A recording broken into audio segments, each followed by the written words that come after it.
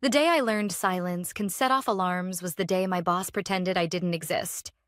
No org chart, no headshot, no seat at the all hands where they clapped for people who renamed folders. Me? I was the scaffolding they built their victory slides on. The code, the logic, the checks that made our numbers more than pretty fonts. That was me, Jessie, filed 2 shells deep under a vendor agreement so boring it could sedate a rhino. I wasn't hired to play politics. I was hired to keep us honest. Our company, Verloon Systems, had one promise to banks. We tie your lending criteria to real, auditable performance. No surprises. Sounds glamorous until you realize a single careless directive can turn that promise into a legal bonfire. That's why I embedded tripwires, tiny, boring, lawful things, inside the platform's compliance spine. Not a bomb, a conscience. If someone yanked out a credential wrong, the system didn't explode. It documented. And it alerted the bank liaison who slept with one eye open. I did all of this from a wobbly kitchen table with a chipped mug and a plant the color of expensive regret. Quietly. Reliably. While other people chased titles, I chased clarity. I was fine being the ghost. Ghosts see everything. Enter Nolan, my new boss, a man who wore ambition like cologne. He wasn't cruel in the cinematic way. He was worse, impatient with the truth. He measured value in dashboards and volume. If you could say it louder, it must be right. He called my team backline operational overhead, which is corporate for I don't read, I skim. He loved a purge. New era, new energy, he announced in a meeting I wasn't invited to. He started cleaning up contractors because retaining knowledge is harder than deleting accounts. The irony? I wasn't on his books. Marcus, our CFO, had kept me under the compliance cost center, neat and defendable. Marcus had the slow, careful voice of a person who'd actually met a regulator. He once told me, "Your code is the seatbelt no one brags about until the crash." We understood each other. Then Marcus went on medical leave. No warning. Just gone. A gap where a guardrail used to be. Nolan bloomed. He added himself to channels, asked performative questions, and demanded impact slides from people who shipped fixes while he slept. He started probing cost centers, eyes lighting up at anything labeled vendor. Someone must have told him I was that contractor in compliance. He never said my name. He called me the module. The message arrived late in the week. No greeting, no signature, just, "Your access will be reviewed." Prepare justification. The word review wore a smile that meant goodbye. I've been through 6 reorganizations. I knew the scent of a decision pretending to be a question. I didn't argue. I documented. Every pull request, every change log, every policy note with my initials tucked at the bottom like a watermark. Not dramatic. Just the paper trail people forget to respect until it's the only thing with a pulse. Then came the meeting. "You're done here," Nolan said, leaning back like the chair owed him money. "Delete all your codes and files from your laptop. They're company property." He slid a printed memo across the table. Signed, dated, gleaming with overconfidence. He had the grin of a man who thought I, T, and truth were synonyms. I read it once. No raised voice. No lecture on Clause 12 regarding offboarding procedures and credential transfer. Just one sentence from me. "Do you mind putting that directive in writing with your signature?" He tapped the memo. Already did. I folded it, slipped it into my bag, and nodded. He expected begging or tears. I gave him silence. Silence makes certain men hear themselves for the first time. Back at my kitchen table, the plant looked even more exhausted than I felt. I opened my terminal. I followed Nolan's instructions to the letter. I deleted my local repo. I removed my tools. I wiped cached docs. No secret copies. No backdoor zip files. No accidental backups. Because contrary to office folklore, integrity isn't a mood. It's a method. But here's what Nolan didn't understand. My laptop wasn't the system. The system was the system. And the system had a memory. Identity flags, validation hooks, a credential anchor tied to offboarding protocol. None of it malicious. All of it approved by Marcus. Months earlier, precisely because real life gets messy and people get sloppy. When they do, the code is supposed to say, "Hold on. Show your work." An hour later, I closed the lid and poured tea that tasted like cardboard. A Slack window blinked on my phone. Friends who couldn't mention my name on company channels sending careful sideways condolences. "He called you legacy overhead," one wrote. "Also, the metrics dashboard is acting weird. Probably nothing." Probably nothing is how a lot of preventable disasters introduce themselves. Somewhere inside our platform, a small light turned red. A deletion had been detected that didn't match the offboarding sequence. The credential anchor with my signature had vanished without paperwork, handoff logs, or revocation trail. It didn't throw sparks. It filed an affidavit. And somewhere else, a different light blinked. At a bank portal run by a person who'd heard too many fairy tales from companies like ours. That portal didn't care about Nolan's memos. It cared about compliance chains. It saw a missing link where a link had been required. It did exactly what it had been told to do months ago. Pause, escalate, request assurance. I didn't touch a thing. I didn't need to. Nolan strutted into the boardroom like it was a stage he'd finally earned. Chest high, jaw set, memo ready. He had no idea the room had shifted 3 degrees colder. He didn't see Marcus's name pop up on the screen, the way legal's faces looked carved from stone. He didn't hear the phone call before the meeting started, or how the air tightened after someone said, "Freeze." He only heard it when the CFO's voice, calm, surgical, cut through the carpeted quiet. "Just got a call from the bank. Tell me exactly what you told her to do." I didn't answer right away. I didn't have to. I wasn't in that boardroom, but I could picture it. Nolan with his practiced smirk, the CFO with that quiet stare people develop from years of watching mistakes cost millions. A silence so heavy it makes people confess more than they intend. Meanwhile, I sat at my kitchen table, fingers curled around a chipped mug of tea gone cold. The message threads kept pinging. "What happened?" "They said you're gone, is that true?" My friends typed with the caution of people who didn't want their messages discovered later. I didn't reply. Sometimes silence is more informative than words. What Nolan didn't know, and what I didn't have to tell him, was that Marcus had built the scaffolding with me. We didn't design it to be flashy. No one claps for compliance. We built it to be incorruptible. Every credential tied to the platform carried a history, an attribution chain, a trail that couldn't be erased without consequence. That memo Nolan signed? It was already a contradiction. He'd instructed me to delete all codes and files while still credentialed to a live compliance system, which meant the moment my credential performed an unauthorized deletion, the system would log it as an irregularity. And when irregularities touched compliance logic, the bank didn't ask nicely. They escalated, automatically. I imagine Nolan answering the CFO with that fake confidence of his. "She was just a contractor," he'd say. "I asked her to remove her local files, standard practice." He probably didn't realize that words like just and contractor don't erase responsibility when you're on record. See, I've lived through enough reorganizations to know how this plays out. People think authority lives in memos and titles, but real authority lives in systems, in protocols, in the paper trails that don't care if your suit is tailored or your voice carries. Authority lives where accountability is baked in. And that's exactly where Nolan had decided to take a shortcut. I didn't gloat. Not then. Instead, I opened the secure drive Marcus and I had set up months earlier, a just-in-case vault. Inside, encrypted documentation, signed protocols, the kind of boring files no one thinks about until they're worth more than gold. My initials were there, stamped across diagrams, logic flows, approval notes.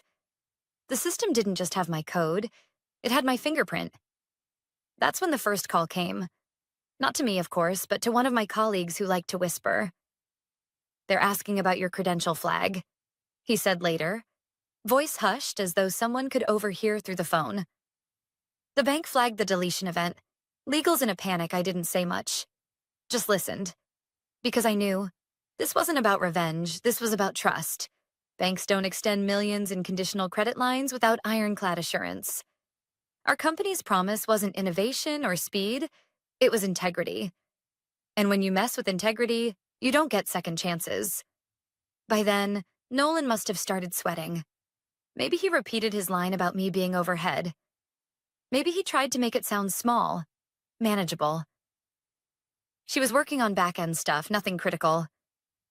I could almost hear it, the way his voice would rise just slightly at the end. A tell he didn't know he had. But the CFO wasn't the type to be soothed by volume. He would have asked for logs. Legal would have pulled them up. And there it would be, clean and irrefutable. My credential ID, timestamp deletion, no corresponding offboarding record, no revocation ticket, no compliance officer approval. Just Nolan's memo. I leaned back in my chair, staring at the plant I still hadn't watered in days. There's a kind of calm that comes when you know the system itself is speaking louder than you ever could. I didn't need to write a dramatic email or storm into an office. I'd already done my part months ago when I insisted the system needed those safeguards. The irony? Nolan thought firing me was erasing me. What he actually did was spotlight me. You can ignore a ghost when it's quiet. But when the ghost is written into the foundation of the building, erasing it makes the whole place shudder. Another message pinged. This one from a QA engineer who had always been too nervous to even make eye contact in meetings. He's trying to spin it, the message said.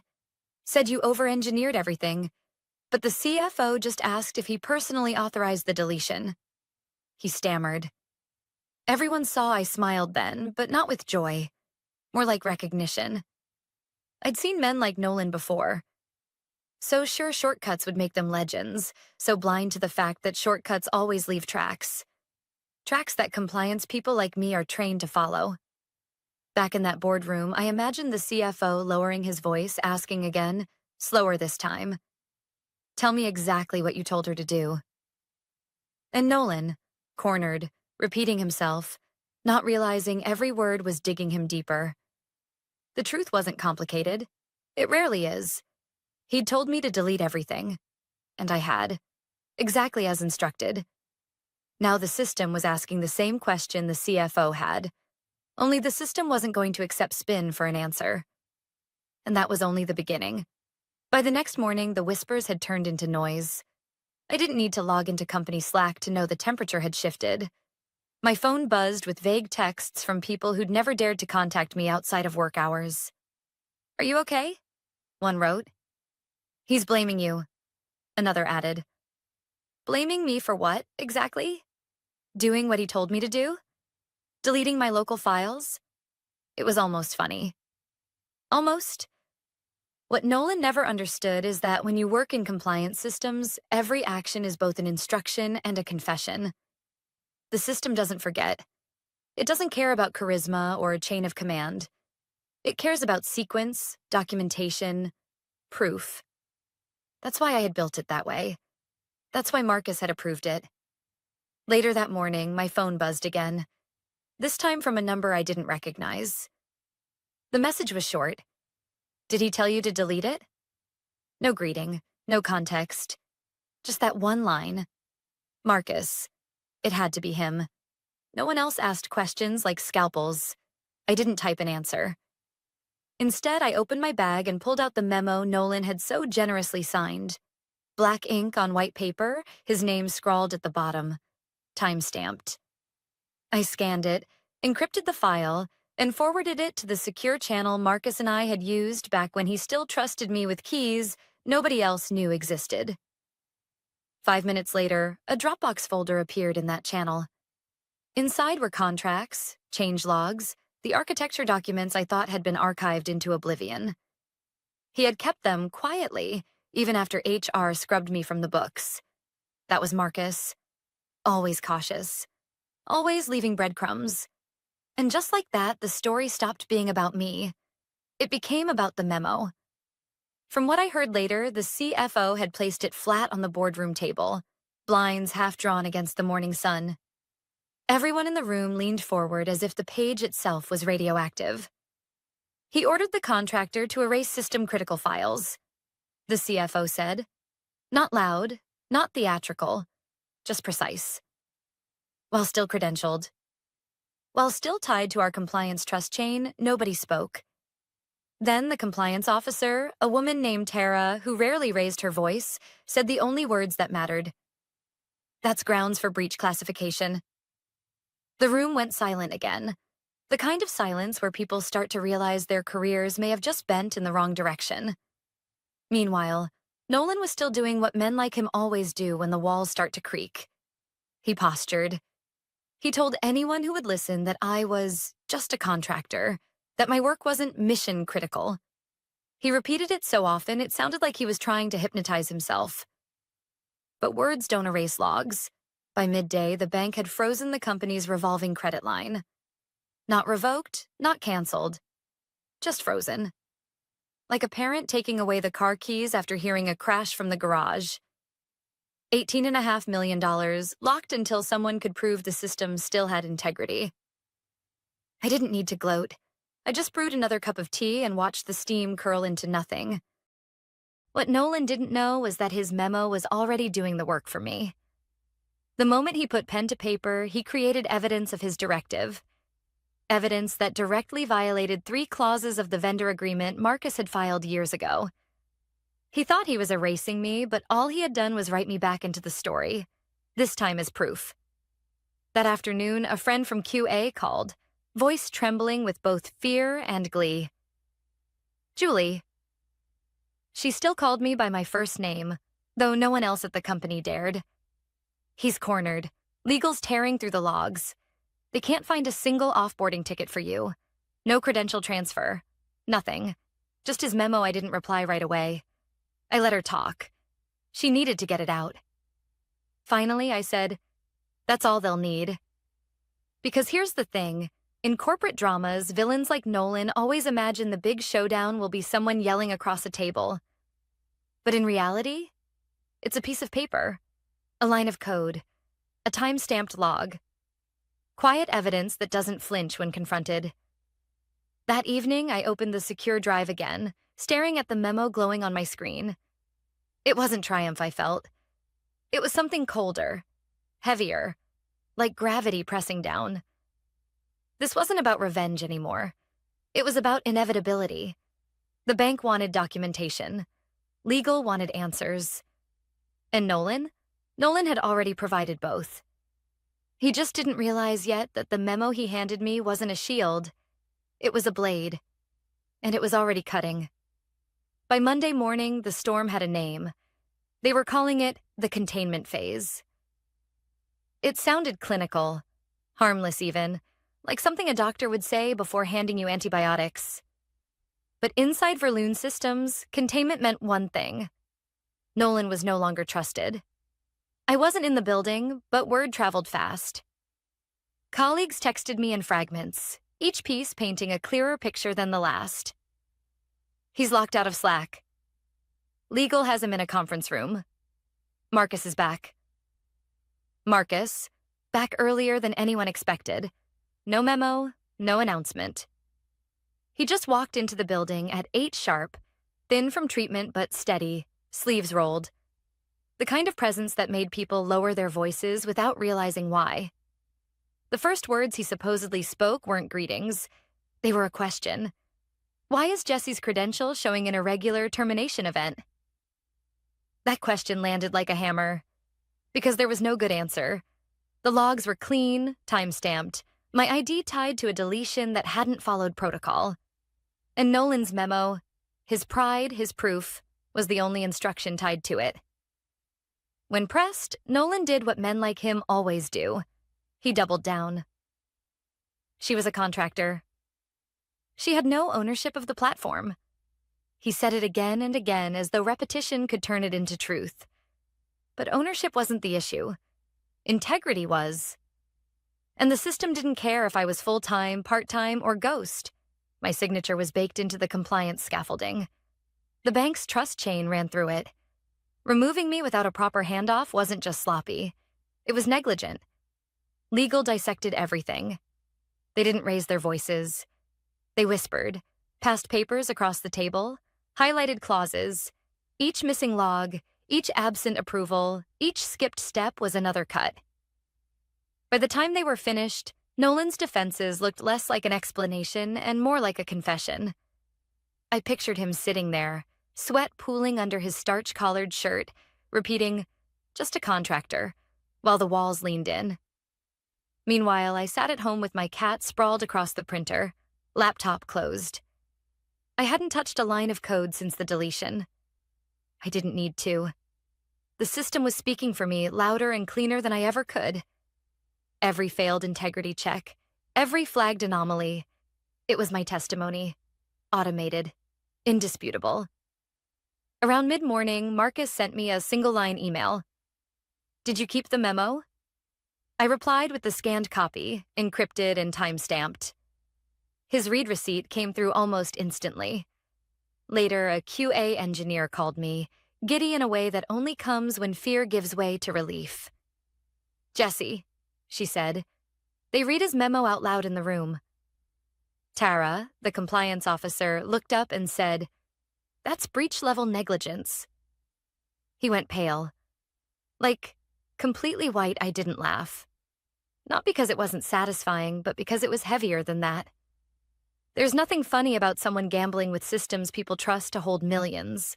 By noon, the board had been looped in. Investors wanted answers. The bank demanded assurance.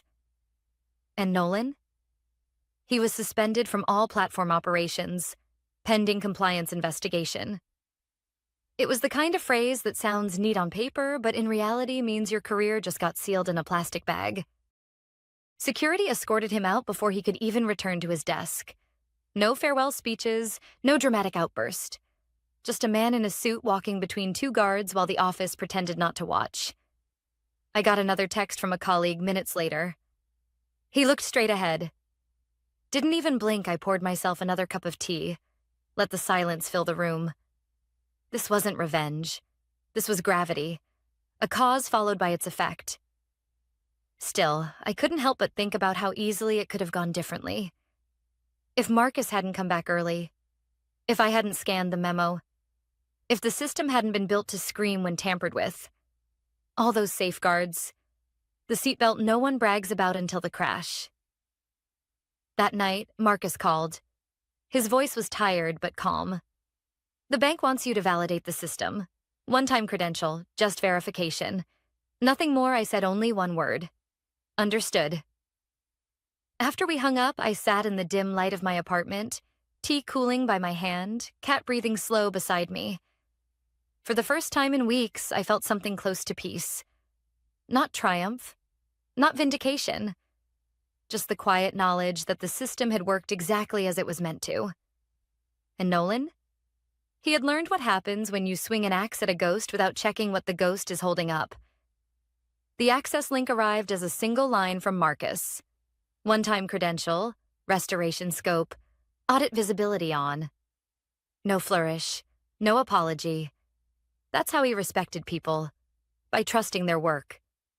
I booted a clean terminal, the kind that sounds like a hospital room when it first wakes up, and stepped back into a system that still knew my name even if the company tried to forget it. I didn't touch anything I wasn't authorized to touch. Real life isn't a movie where heroes smash keyboards and save the day in neon light. Real life is method. I ran integrity checks, compared hashes, followed the same checklist I'd written months earlier when coffee tasted less like duty. The failures lined up exactly where they should have. The credential anchor, the compliance hooks, the audit loop. It wasn't catastrophic. It was protective. A seatbelt locked after a sudden stop. I pulled a lawful template from my encrypted store. My property, not theirs. Architecture, not IP. Think of it like a blueprint I drew on my own time that tells you where the beams go but doesn't bring any wood. I slotted it against their live structure, made sure every joint had a corresponding approval, then triggered the validator. The logs cleared one by one, slow and quiet, like a house exhaling after the wind passes. The bank's portal ticked from amber to green. No confetti. No applause. Just a single confirmation line and a space to attach notes. I wrote the only sentence that mattered. System behaved as designed under unauthorized deletion directive. Integrity restored following verified remediation. Then I logged out. No victory lap. Just a clean exit. My phone lit up seconds later. Marcus. "It's stable," he said. A statement, not a question. I could hear conversation murmuring around him, the soft panic of senior people relearning humility. "Jesse, thank you." There was a pause, the kind you don't fill out of respect. Finally, I said, "It didn't fail. It worked." He exhaled. "I know." The rest moved quickly in that slow corporate way. Legal opened a folder labeled Findings. Nolan's memo sat on top like a paperweight made of regret. Words like negligence and policy breach appeared in emails that used to praise speed and boldness. The board chose language that sounded neutral but wasn't. The bank sent a polite surgical note. Assurance received. Monitoring continues. People asked if I wanted to come back full-time. A desk, a title, a headshot, a chair at the table. It sounded tempting for about 30 seconds. The promise of visibility after years as a ghost. Then I remembered the look on too many faces when they realized the system had a conscience. They didn't want me. They wanted the feeling of safety my work bought them. Those are not the same thing. I asked for something else. A contract addendum that recognized architecture stewardship as part of risk management, with direct reporting to compliance instead of operations. No performance decks, no vanity metrics. I wanted a line in legal English that said, essentially, when she says stop, we stop. If they wanted my name in the foundation, they needed to sign it into the building permit. Marcus read it.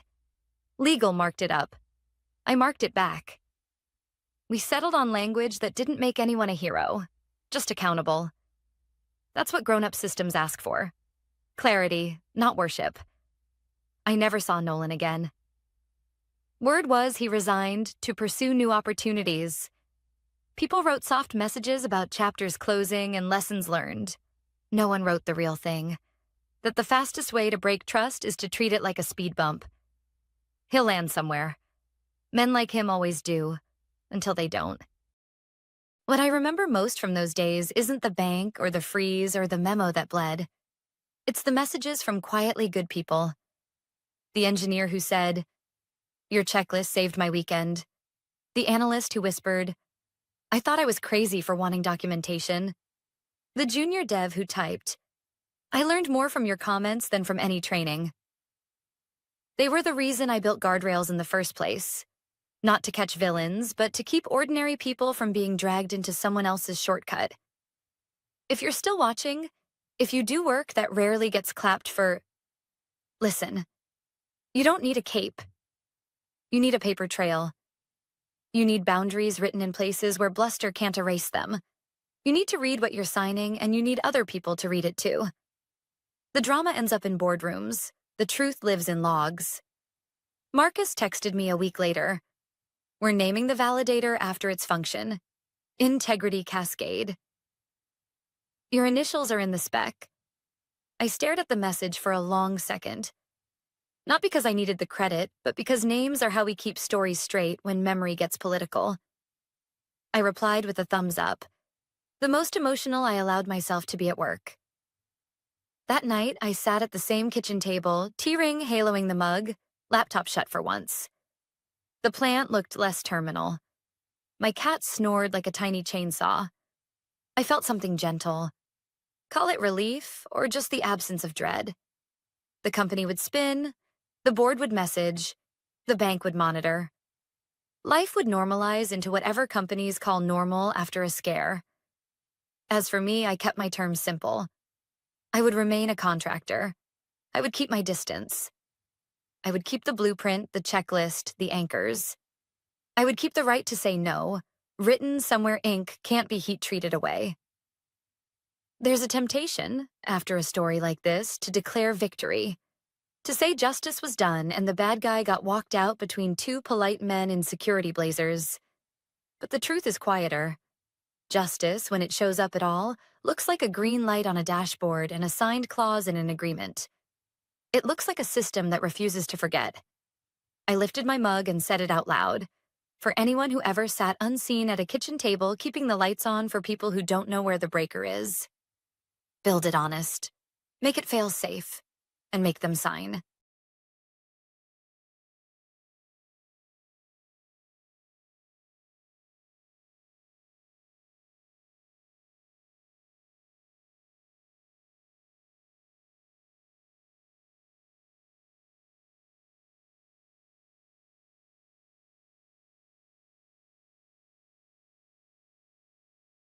We can replace you tomorrow, HR laughed during my performance review, twirling a pen like a baton. Fresh graduates would kill for your role. Something inside me clicked into place.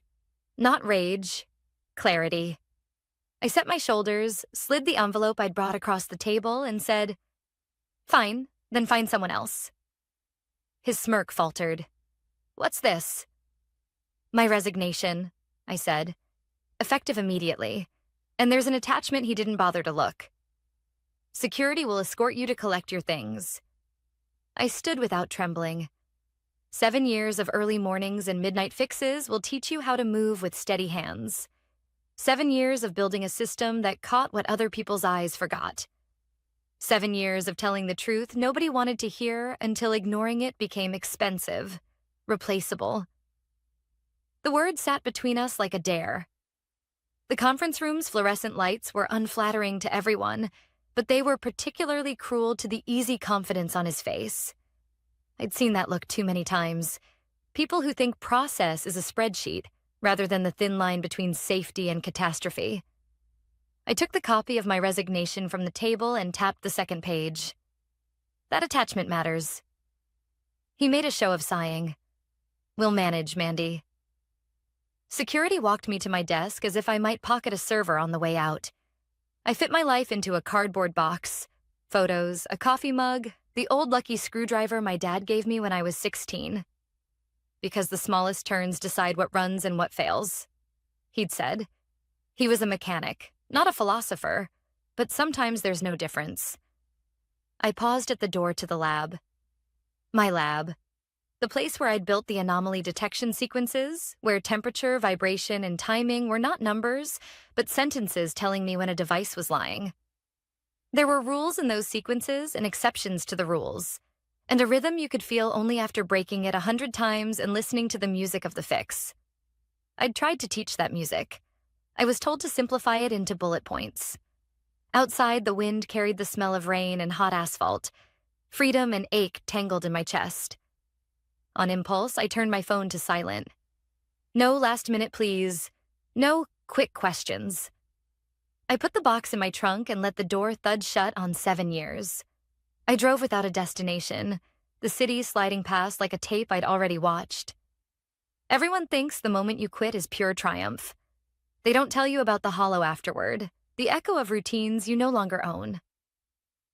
I ended up at Riverside Park, the place I went on the rare days when lunch meant sunlight and not a keyboard. Ducks skimmed the surface of the water in clean, purposeful lines. No drama, just motion that made sense. That's what I've always chased. Motion that makes sense. I didn't plan on this job. When my marriage collapsed, I needed something close enough to my daughter's school and predictable enough to shop for groceries without doing calculus. Quality control sounded simple. It wasn't. It was triage and prophecy and humility. It was crawling inside a system until you felt where it would betray itself. It was telling managers that a green light wasn't green, and then proving it on the floor while a production schedule glared at you like a stopwatch. I learned who listened. More importantly, I learned who pretended to. My phone buzzed against the bench slat. Then again. I let it vibrate until it stopped. The silence that followed was loud. For the first time in years, nothing was my problem. The thought felt reckless and a little indecent, like laughing at a funeral. Still, a smile tugged at my mouth. Replaceable? Sure. I drove home while the sky soaked itself and wrung out over the windshield. By the time I reached my building, Georgia from the front desk had a package waiting. "You look lighter," she said, eyeing my empty hands. "Just shedding an old skin," I told her. Up in my apartment, I set the box on the kitchen table and stared at it as if it might hiss. I poured tea, then finally checked my phone. 23 missed calls, 36 texts. The previews read like a chorus line breaking step. "Can you confirm the release parameters for the cardiac monitors? Mandy, QA is flagging everything. Did you change the sequence? Hey, where's the final validation log? We can't run the script. Urgent. Board wants to know why pass rates dropped 40% in 1 hour. Mandy, please pick up. Maya, production." I leaned against the counter, the kettle clicking as it cooled. They hadn't opened the attachment. If they had, they'd know the validation log rotated based on 3 thresholds and that the pass-fail window contracted when the calibration drifted. They'd know the update I rolled last month needed a 2-step initialization, or else the alarms would see ghosts where there were none and miss the thing that bites. They'd know the system worked. They'd know how to listen to it. I scrolled to an email from HR. Short, crisp, a template trying to pass as a human. "We acknowledge your resignation. Your access will be terminated EOD. Please return all company property." No mention of the second page. No attachment received. A second email followed. Same sender, less confident. "Mandy, quick question. Where can we find the updated anomaly thresholds?" I put my phone down and let the quiet stretch. Somewhere across town, someone was finally opening a PDF labeled Transition Protocol. Read before touching anything. Somewhere, a team was ignoring it while a manager asked for workarounds. Somewhere, green lights were turning yellow and no one knew why. Is this cruel? The question found me before the guilt did. Then I remembered what kindness had looked like in that conference room. A laugh. A pen. The word replaceable tossed like confetti. Kindness isn't letting people treat your expertise like air. It's making sure the air keeps the people who need it alive. My tea steamed in a soft ribbon. I raised the mug to my lips and let the heat settle my throat. Out of habit, I opened my laptop. The cursor blinked on a blank page that asked what I wanted next. For the first time in years, I didn't have to answer right away. My phone buzzed again. A voicemail, breathless. "Mandy, it's Maya. We can't ship. Everything's failing on final. This doesn't make sense. Please, just tell me where to start." I closed my eyes. The smallest turns decide what runs and what fails. They said they could replace me tomorrow. By the end of today, the department would prove them wrong. The next morning, sunlight spilled across my kitchen floor, but my phone's screen was already glowing with chaos. 47 missed calls, 61 texts, 3 voicemails from numbers I didn't recognize. I scrolled through them slowly, sipping coffee as if I had all the time in the world. System stuck in fail loop. Can't override. Production has stopped completely. "We need you back, Mandy. If you're there, please call me. This is urgent." A message from HR caught my eye. "Please confirm the details of the attachment you mentioned. It seems we can't locate it in our system." Of course they couldn't. I imagined Devin, head of HR, smug as always, tossing my resignation letter aside the second I'd left the room. He wouldn't have noticed the neatly labeled PDF stapled behind it. Or maybe he had noticed and assumed it was fluff.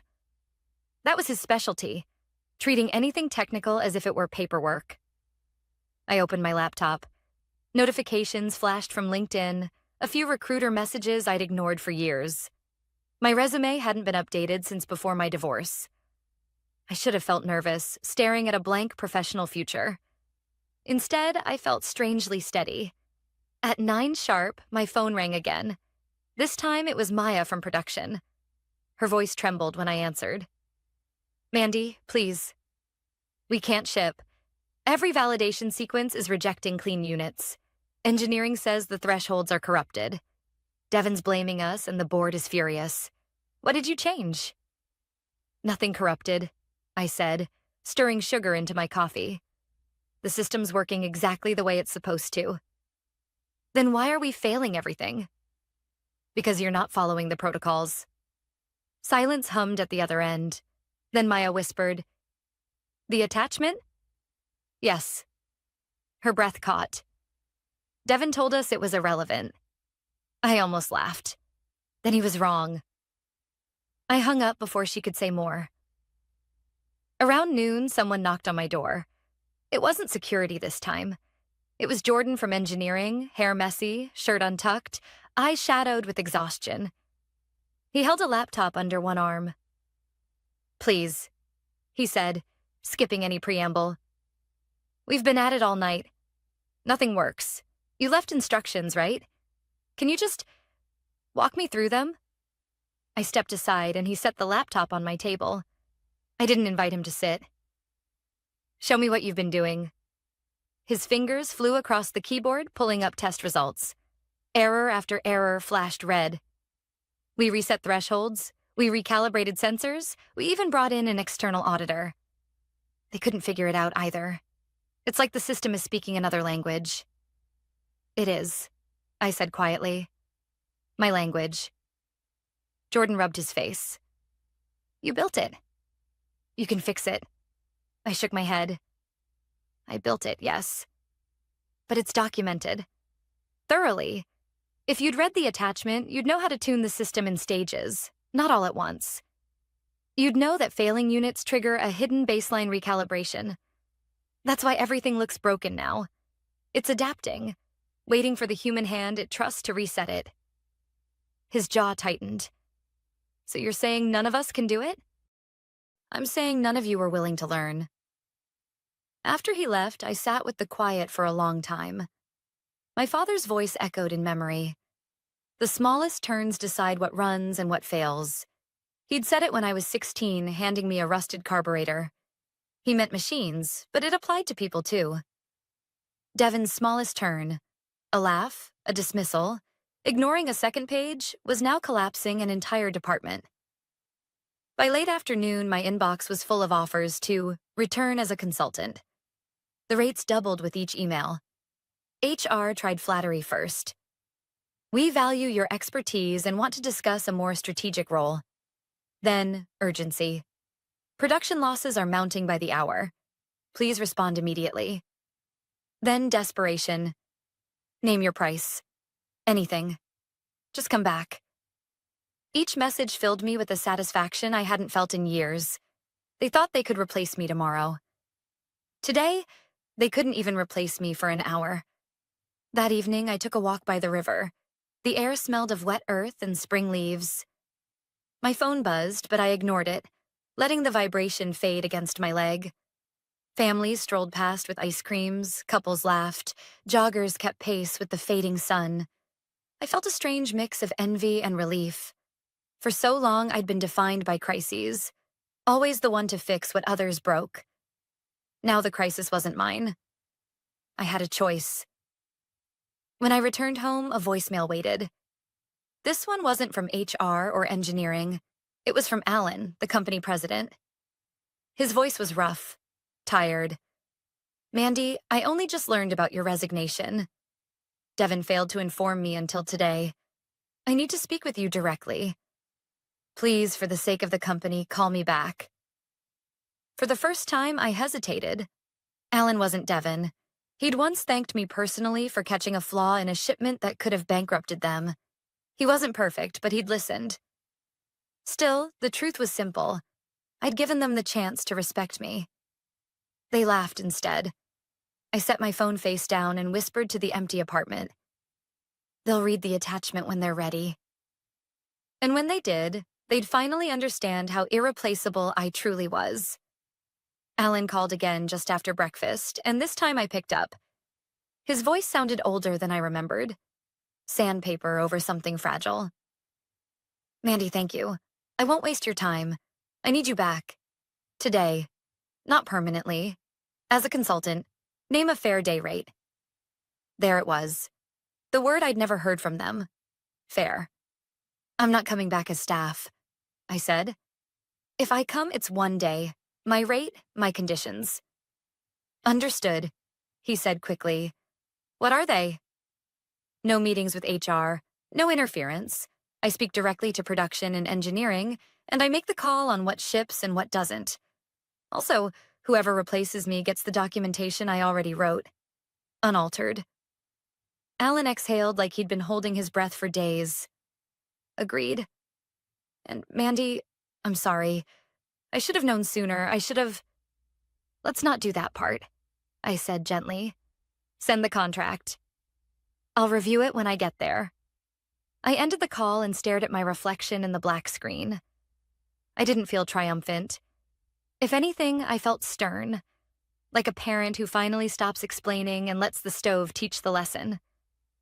I chose a navy blazer, tied my hair back, and tucked my dad's old screwdriver into my bag. Not for show, for balance. The smallest turns. At the building, the guard who'd watched me leave 2 days earlier looked startled. Back already? Not back, I said. Visiting. He handed me a visitor badge like it might explode. Alan met me in the lobby with a manila folder. No entourage, no theatrics. His tie was crooked. His eyes were rimmed red. The contract, he said. Day rate as requested. Direct report to me for the day. Authority on QA decisions. I scanned it. Clean enough. Add this, I said, circling a clause. My documentation goes to production, engineering, and QA today. No filtering.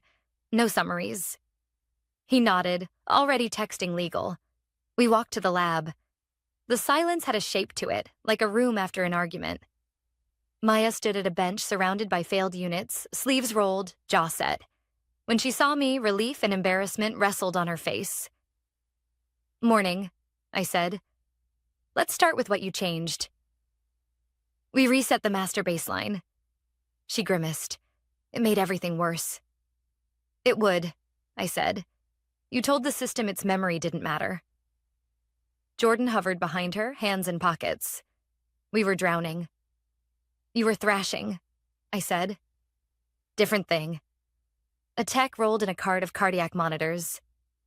Batch 49F, he said softly, as if loud was illegal now. Okay, I said, flipping the first unit. We're not chasing green lights today. We're listening. I pointed to the vibration trace. Hear that? I asked Maya. I don't hear anything. You will. Watch the pattern, then the temperature drift. It's not noise. It's a sentence. She leaned closer. It rises just before the thermal check. Because the fan compensation overshoots. The unit's fine, but the false spike trips the fail window, because your window contracted when you reset the baseline. I looked up. The system trusts history more than hope. It's designed that way. Maya's eyes flicked to mine. You did that on purpose. Yes. Hope kills quality. I moved through the protocol the way I'd written it. Stabilize, then tighten, check dampers, calibrate in sequence, not in panic.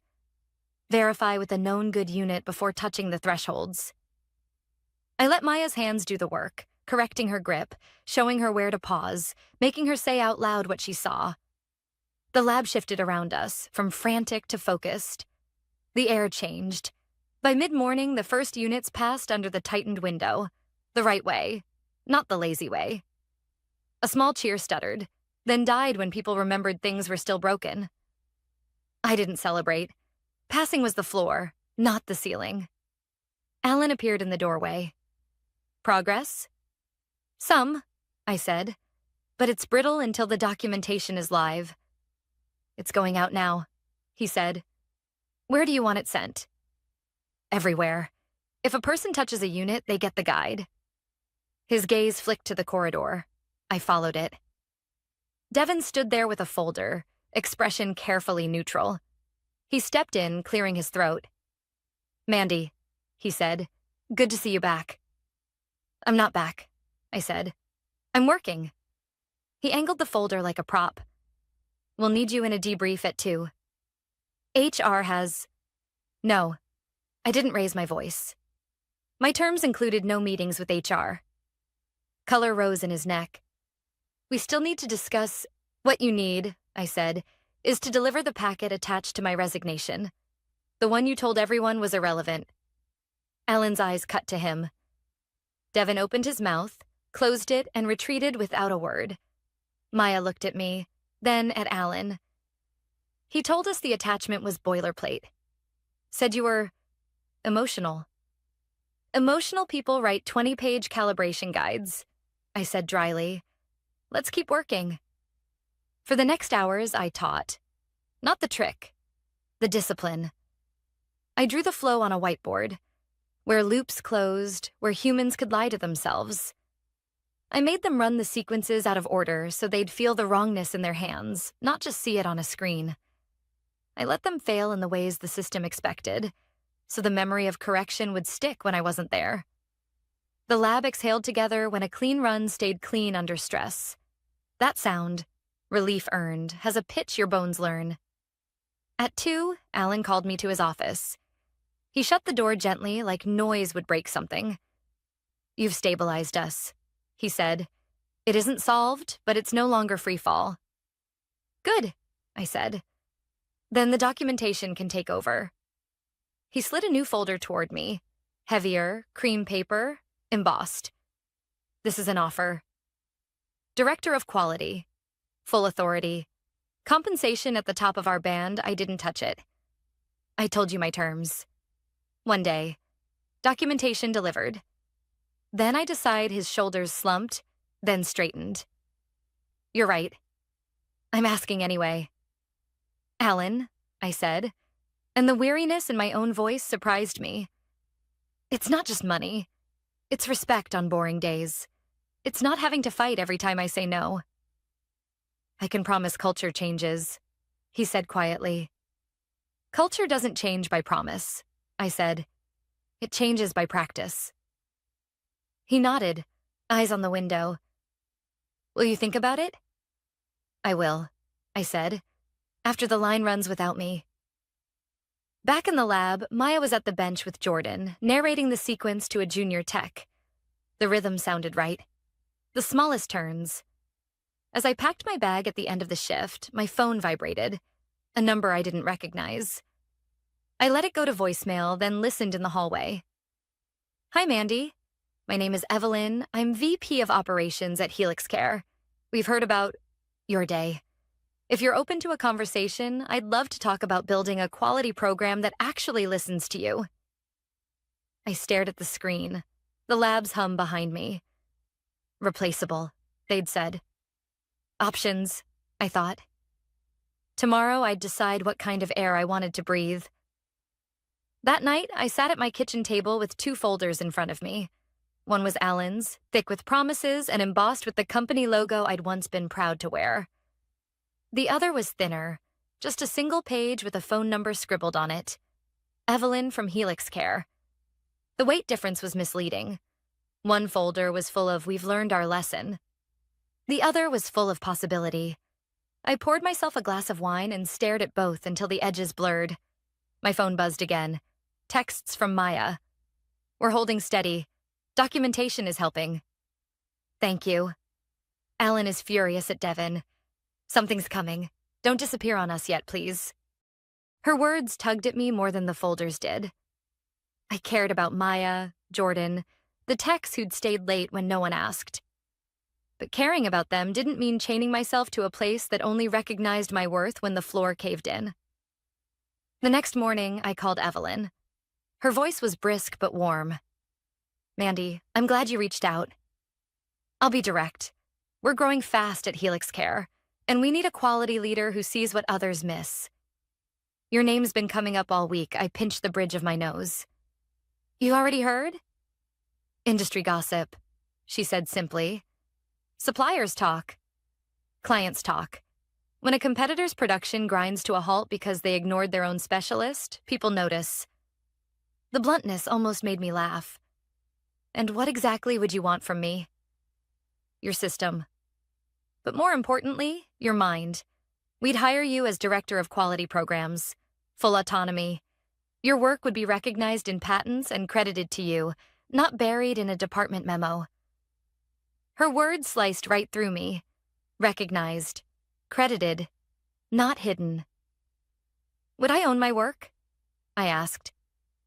You'd own it, she said without hesitation. We'd protect it legally, and you'd benefit from any licensing agreements. For a long moment, I didn't speak. The smallest turns decide what runs and what fails. Maybe this was one of them. Later that day, Alan called again. His voice was tight, controlled. Mandy, I know you're considering offers. Before you decide, I want you to hear this directly from me. Devin is finished. The board stripped him of decision-making authority this morning. I stayed silent. You were right, he continued. The attachment you left should have prevented all of this. He hid it, lied about it. I can't undo the damage, but I can make sure it never happens again. Alan, I said carefully, it's not just Devin. He's a symptom. The disease is pretending people are interchangeable. I understand, he said, voice dropping. That's why the board approved a revised package. Vice President of Quality, reporting directly to me. Triple-year-old salary. A seat at the executive table, I closed my eyes. That was power, influence, a title that could change everything. And yet, part of me recoiled. It was still tied to the place that laughed at me until they choked on their own mistake. That evening, I met Maya for coffee. She looked exhausted, hair pulled back, dark circles under her eyes. But when she saw me, relief softened her face. You saved us, she said simply. I gave you tools, I corrected. You saved yourselves. She shook her head. No, without you, we would have shipped failures. Patients could have been hurt. You kept that from happening, even after they pushed you out. Her words landed heavier than Alan's offer or Evelyn's promise. So what do you want from me, Maya? I asked. Not to forget us, she said. We're not Devin. We care. We need someone who sees the cracks before they break. You've always been that person, I swallowed hard. Caring was dangerous. It made walking away harder. When I got home, another email waited from Evelyn.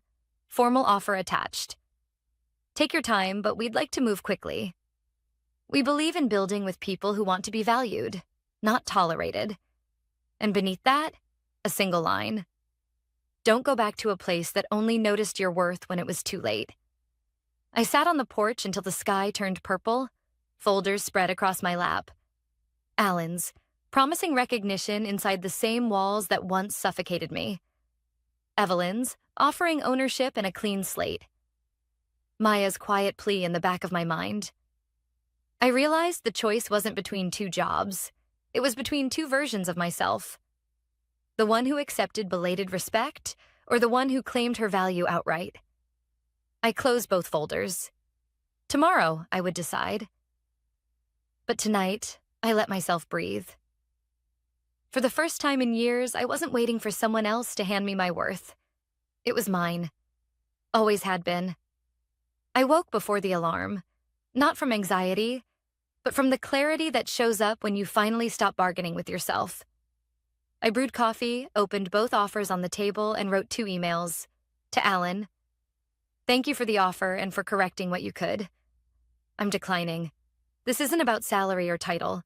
It's about building somewhere that treats quality like oxygen, not overhead. To Evelyn, I accept. On one condition. My methods remain mine. I want the agreement to recognize authorship and allow limited licensing to past employers strictly to protect workers and patients, not management's pride.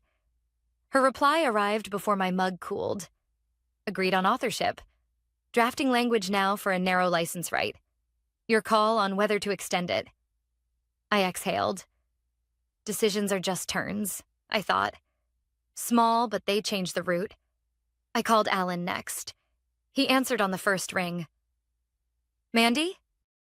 I'm joining Helix Care, I said. I wish it had been different.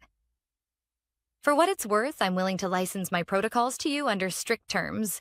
Implementation oversight by production and engineering, quarterly training for the QA team, and a clause that forbids HR from gatekeeping the documentation. If you accept, you can stabilize without gambling with patient safety silent stretched, then the soft scrape of a chair. You're still protecting us, he said.